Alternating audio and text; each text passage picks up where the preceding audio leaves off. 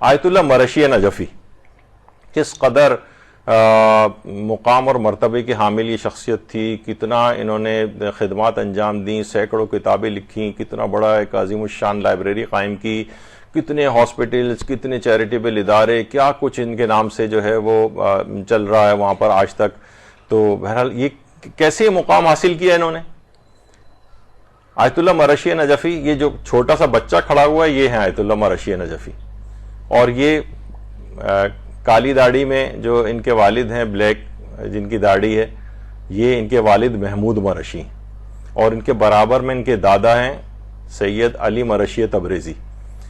تو ان کے ساتھ یہ تصویر ہے. تو خود اتنا بڑا کہتے تھے آیت اللہ مرشی نجفی، یہ جو اتنا میری توفیقات آپ دیکھ رہے ہیں، یعنی اتنا کام کہ اگر ہم وہ صرف ان کا کام یہاں پر بیان کریں تو آپ لوگ حیران اور پریشان ہو جائیں گے کہ اس قدر اس شخص نے جو ہے وہ، اس بچے نے جو بعد میں اتنے بڑے علمی مقام تک پہنچا، وہی کہتے ہیں کہ یہ فقط اور فقط میرے باپ کی دعا کی وجہ سے.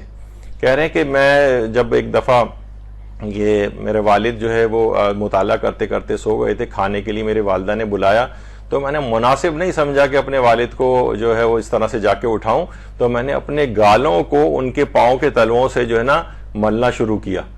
تو میرے باپ نے جب ان کی آنکھ کھلی ان کے والد کی، دیکھا کہ اس طرح سے اٹھا رہے ہیں اتنی انکساری کے ساتھ، اتنی اپنے والد کے لیے، تو میرے باپ نے جو اس وقت مجھے دعائیں دی ہیں، انہی دعاؤں کی وجہ سے مجھے اتنی توفیقات حاصل ہوئی ہیں جو آج تم دیکھ رہے ہو، اس فقط میرے باپ کی دعاؤں کی وجہ سے. تو بہرحال اس کے بعد پھر دیکھیں کہ یہ آیت اللہ مرشی نجفی نے پھر ظاہر ایک توفیقات کا ایک دروازہ کھل گیا. 27 سال کی عمر میں آیت اللہ مرشی نجفی اجتہاد کے درجے تک پہنچ گئے، علمی دنیا کے اندر ایک مقام جو ہے ان کا ہونے لگا، اور اس کے بعد اتنے بڑے توفیقات اور علم کے علاوہ کیا حاصل ہوئیں. 60 سال تک نماز جماعت قائم کی ہے حرم معصومہ قم میں، اس کی امامت کی ہے. کتنا بڑا ان کو جو ہے مقام ملا ہے. معصومہ قم کے اوپر درود بھیجیے نا محمد علیہ وسلم.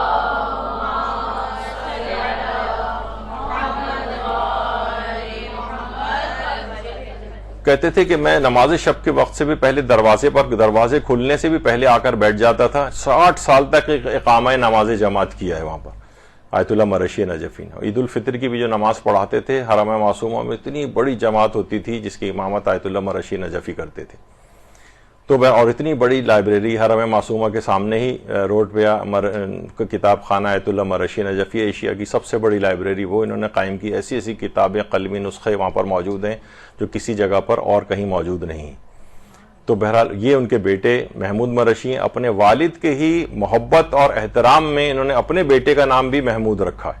یعنی والد کا نام بھی محمود مرشی تھا، اور ان کا نام بھی، ان کے اپنے بیٹے کا نام بھی محمود مرشی، جو آج کل یہ تمام چیزیں یعنی اپنے باپ کی علمی میراث کو آگے بڑھا رہے ہیں آج کل.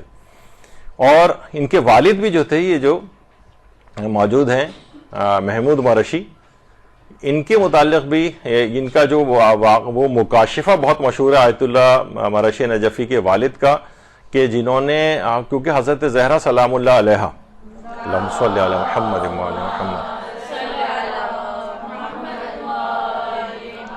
ان کی قبر آج تک مخفی ہے، کسی کو وہ نہیں پتا کہ ان کی قبر کہاں ہے. تو انہوں نے ایک عمل کیا تھا، اور اس کے نتیجے میں خواب میں ان کو حضرت امیر المومنین علی ابن ابی طالب علیہ الصلوۃ والسلام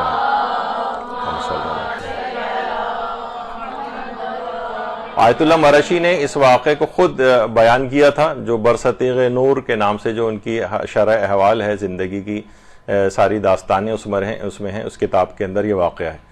تو ان کے والد جو تھے محمود مرشی، تو خواب میں حضرت امیر کو انہوں نے دیکھا، اور تو کہا کہ کیا کام ہے. تو انہوں نے کہا کہ میں چاہتا ہوں کہ مجھے حضرت زہرا کی قبر کا آپ پتہ بتا دیں. انہوں نے کہا اس کے لیے تم کیوں پتہ چلانا چاہتے ہو؟ کہا میں چاہتا ہوں کہ ان کی وہاں جا کر یعنی بہرحال ان کی قبر سے فیوض و برکات کو حاصل کروں. تو کہا کہ کیونکہ حضرت زہرا کی وصیت تھی تو میں ان کی قبر تو نہیں تمہیں بتا سکتا، لیکن بہرحال یہ کہ ان کی تمام عظمت و جلالت حضرت معصومہ قم کو عطا کر دی گئی ہے. اب تم اگر کوئی بھی چیز، کوئی بھی فیوض و برکات حضرت زہرا حاصل کرنا چاہو تو معصومہ قم کی قبر سے حاصل کر سکتے ہو. اللہم صلی علی محمد. تو والد بھی اس قدر جو ہے عظمت کے مقام کے حامل تھے. تو دیکھیں اتنی چھوٹی عمر کا بچہ ہم نے عام طور پر بلکہ باپوں کی اس کوئی تکریم اور اکرام کرتے نہیں دیکھا ہے, لیکن اس قدر تو ظاہر ہے پھر اتنے بڑے مقام کو آیت اللہ مرشی نے حاصل کرنا تھا. وہ کہتے تھے جتنی توفیقات تم دیکھ رہے ہو اس وقت میری جو مجھے حاصل ہیں, جتنے کام میں نے دین اور دنیا کے اندر کیے ہیں, وہ سب کی سب میرے اس باپ کی دعا کا نتیجہ ہے. اس دعا کو خاص طور پر جب میں اپنے گالوں کو ان کے پاؤں سے رگڑ رہا تھا, ان کی آنکھ کھلی, اس وقت جو انہوں نے مجھے دعائیں دی, میں سمجھتا ہوں کہ آج انہی دعاؤں کی وجہ سے میں اس مقام تک پہنچا ہوں.